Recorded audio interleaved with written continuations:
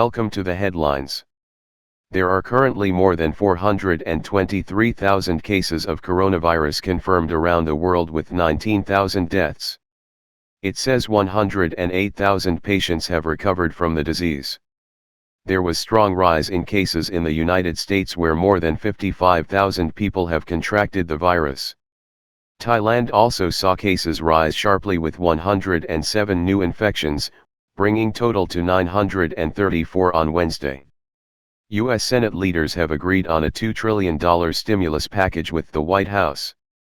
Asian stock markets responded positively to the prospect of the help for U.S. industry. Chinese Prime Minister warns provinces not to cover up new cases.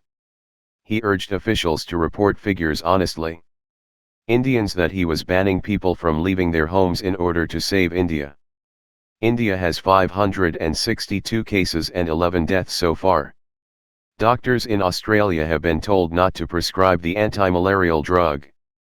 Some physicians gave it to themselves and their family members despite potentially deadly side effects. Philippines guerrillas say they will observe UN ceasefire call. New Zealand declares state of national emergency. Fatalities in Italy from coronavirus have surged in the last 24 hours, dashing hopes the epidemic in the world's worst-hit country was easing.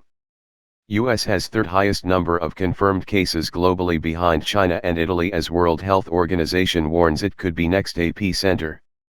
Car maker Ford Motor and General Electric is heeding U.S. President Donald Trump's call to produce thousands of ventilators and respirators needed for critically ill coronavirus patients.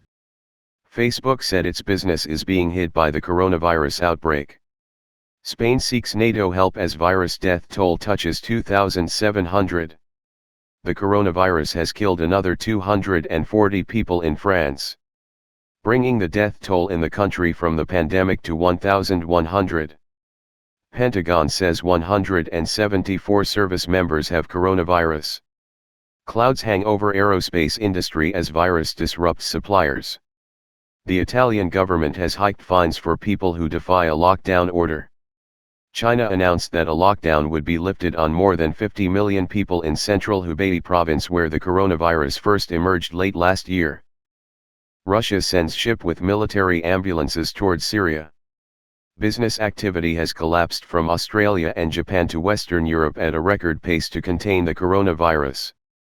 The Nigerian president's influential chief of staff has tested positive for coronavirus.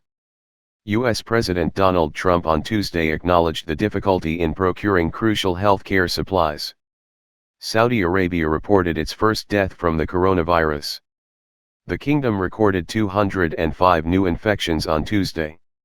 Egypt declared a curfew from 7 p.m. to 6 a.m. for 2 weeks from Wednesday to prevent the spread of coronavirus.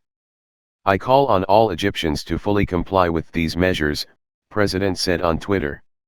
The International Olympic Committee and Japanese government concluded the Tokyo 2020 Olympics must be postponed and held no later than the summer of 2021. 4 NATO service members in Afghanistan test positive. Malaysia confirms 106 new coronavirus cases, bringing the country's total to 1,600, with 15 deaths. Indonesia has announced 107 new coronavirus cases, its biggest daily increase to date, bringing the total number of infections to 686. The French government has drawn up a list of companies that may need state support.